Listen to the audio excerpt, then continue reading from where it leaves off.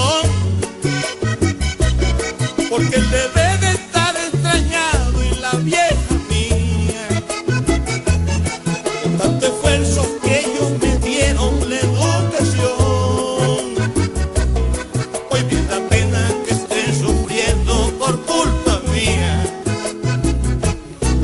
Papá, tú debes de saber que entre el bien y el mal circula el hombre,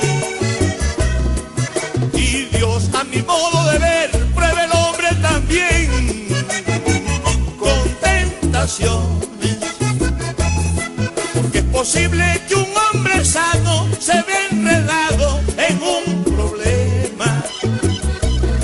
Me les explicas a mis hermanos y nunca dejes que no me quieran.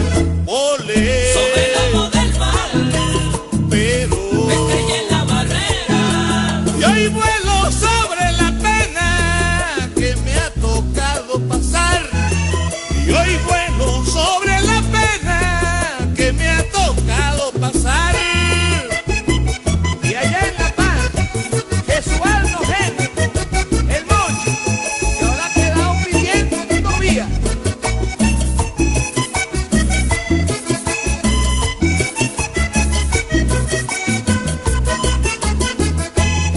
Miles razones tendrán ustedes al reprocharme, pero por dentro estoy convencido que sí merezco, porque pensando también les dejo muy buenos hechos, y eso merita que todos deben de perdonarme.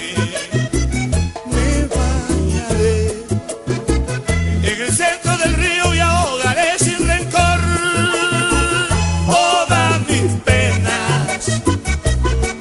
Después, titilando del frío, secaré en un sombrío mi vida nueva, para que mis hijos